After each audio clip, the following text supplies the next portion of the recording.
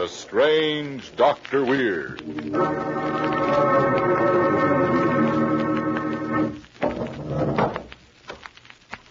Good evening. Come in, won't you? Why, what's the matter? You seem a bit nervous. Perhaps the cemetery outside this house has upset you. But there are things far worse than cemeteries. For instance, a mad desire to kill is in the story I want to tell you tonight. A story I call Murder Will Out.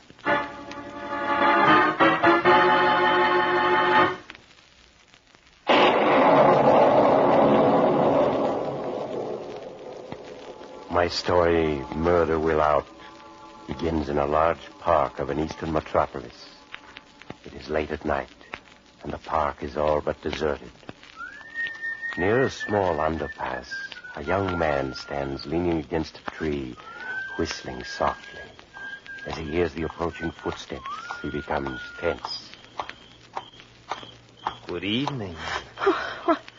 What do you want? You're very young and beautiful. Please let me pass. Your throat is white and soft and lovely. If you don't get away from me, I'll scream. I only want to put my hands around your throat. Oh, stay away from me!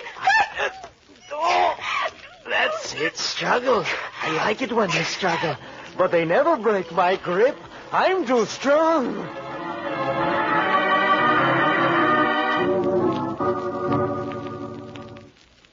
Good morning, dear. Morning. Philip, did you have to work so late in the office last night? Why, it was after 1 when you got home. Oh, I'm sorry, Helen, but you know how busy I get towards the end of the month. Morning paper come yet, dear? Yes, here it is. Philip, they found another girl strangled to death last night. Oh, you don't say. Isn't it horrible? 5 young girls in less than 2 months. It's getting so I'm afraid to go out alone at night. Oh, Philip, speaking of going out, will you be working tonight? Well, I don't know yet. Why do you ask? Well, Claire Winthrop made an appointment for me tonight with that marvelous new fortune teller, Andre Duval.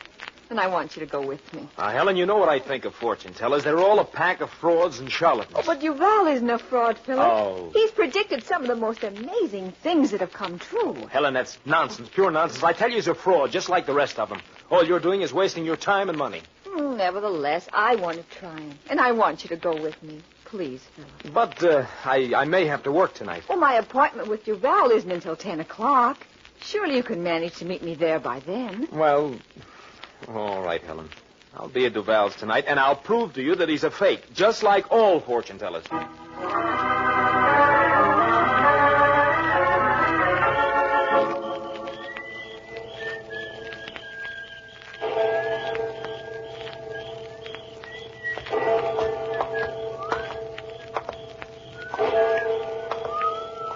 Good evening. Oh, what do you want? I just want to look at Oh, you. please let me by. You're beautiful, just like the others. Like the others? Yes, your throat is so soft and lovely. It's You're the just strangler. Help! That's it. That's it. Struggle. I like it when you struggle. But you see, you can't break my grip.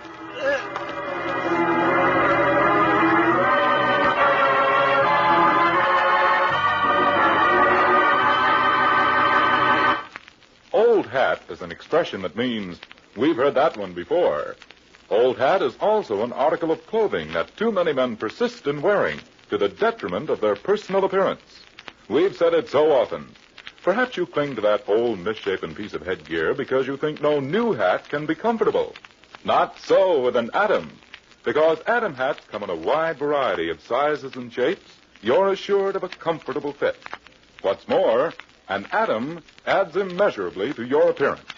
Style for fashion, Atom hats are made of richly lustrous all-fur felt in the smartest shades.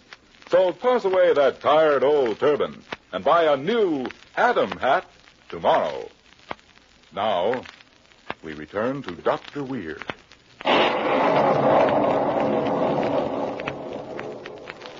And now I'll continue my story, Murder Will Out. In the large, luxurious apartment of Andre Duval, Helen Arnold waited impatiently for the arrival of her husband, Philip. The grandfather clock in the foyer showed the time to be 25 minutes past 10. Philip Bennett. Hello, darling. Sorry I'm late. I was delayed. Are you feeling all right? Of course, of course. Why do you ask? Your eyes are so bright and your cheeks are flushed. You look as if you have a fever. Oh, nonsense, nonsense. I'm perfectly well. Now, where's your friend Duval, the great fortune teller? Oh, you were right, Philip. He's nothing but a fraud. I paid him $10 and he prophesied nothing but unhappiness. This grows more and more interesting. Tell me, what exactly did he tell you? He said that someone very near and dear to me was destined to die within a year. Well, this Duval's a cheerful fellow, isn't he? I must have him tell me my fortune, by all means. Oh, it's just a waste of time and money. Come on, please, Philip, let's go home. Oh, nonsense, nonsense. I wouldn't miss this for the world. Now, where is he? Come on. Through that door over there. All right, just you wait where you are. This shouldn't take long. All right, Philip. Come in. Oh, Mr. Duval, I'm Philip Arnold. Oh, yes. Come in, Mr. Arnold. Thank you. If you will sit here, please. Of course. Ah, I see in your eyes, Mr. Arnold, that you have no faith in. Frankly, Mr. Duval, I haven't. But I'm perfectly willing to have my mind changed. Perhaps if I were to tell you something of your past, something only you know, it might help. It might. If you will run the palm of your left hand across this pile of sand, please. Oh, well, all right, all right. There you are. Well, come on. What are you reading the sign? I see many things in this sand, but even I may be wrong. Would you mind running the palm of your hand across the sand again? Oh, very well. There.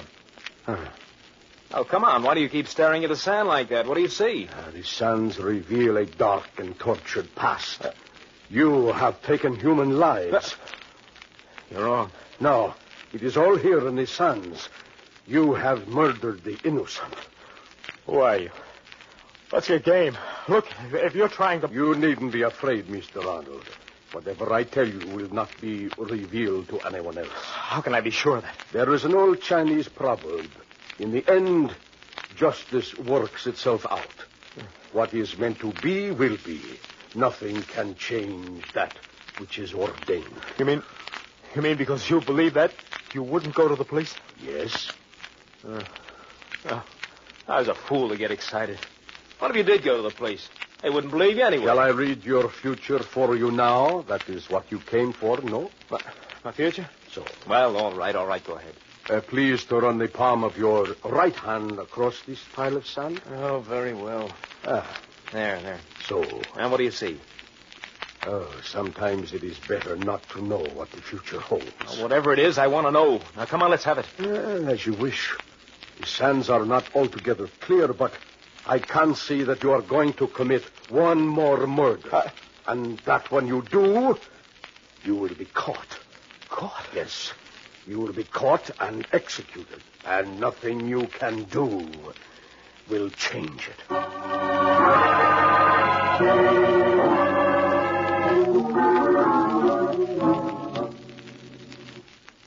Philip, what's wrong with you? Ever since Duval told your fortune the other night, you've been nervous as a cat. I'm perfectly all right, I tell you. Oh, you're not. You haven't slept a wink for 3 nights. Why don't you tell me what Duval said? Look, I've told you over and over again. It was just a lot of gibberish. Now, stop asking so many questions, please. But I'd like to know what he told you. Will you be quiet? Philip, you're going. Joking me. Oh. Helen, I'm sorry. I don't know what came over me. I didn't mean to choke you, darling. I'm sorry if I nagged you. Helen, my head aches. What I need is some fresh air. I'm going out for a walk in the park.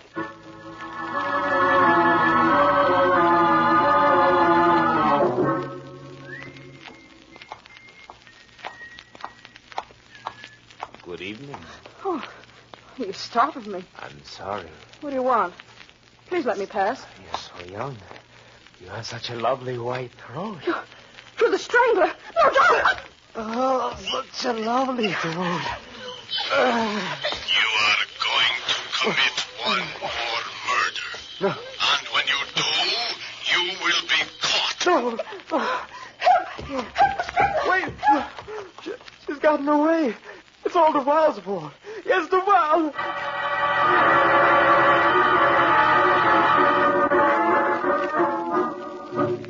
I had my hands around his throat, Duval, when suddenly I heard you speaking to me. You said you're going to commit one more murder. And when you do, You'll be caught. And thus it shall be. Nothing can change that which is ordained. But I didn't murder her. Don't you understand me? I lost my nerve and I let go of her. She got away from me. Nevertheless, you will commit one more murder, and when you do, you will be caught and executed. Well, tell me. For whose death will they execute? The Sands are confused. I can't be sure. Well, don't you see? If I know the name of the person, I won't go through with the murder. Then I can't be executed for I doing tell you, it. I cannot tell the name of the person for whose death you will be executed. You're lying. You can, but you won't. I cannot do it. It is useless for you to insist. I'll make you tell me. I'll make you. I'll make you. Not until you tell me what I want to know. I can't. You can and you will. You saw it in the sand. Give me the name. No, I... Give it to me. Yes. Now, I know. That's better. Now what's the name? The Sands are confused. I didn't know before, but now, suddenly, I know. Come on, what is it? The name is Andre Duval. You? Yes, you. Yes, but You're not going to die. You're going to be all right. no, I am dying. The strain and the shock have been too great for my weak heart. No. I have only a few moments.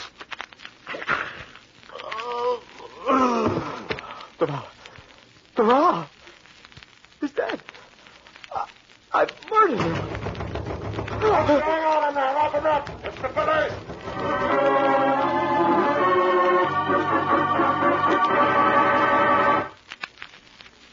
Too bad about Philip Arnold, wasn't it?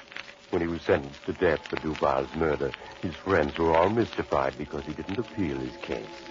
But of course, Philip knew it was hopeless. What is written in the sands of time cannot be changed.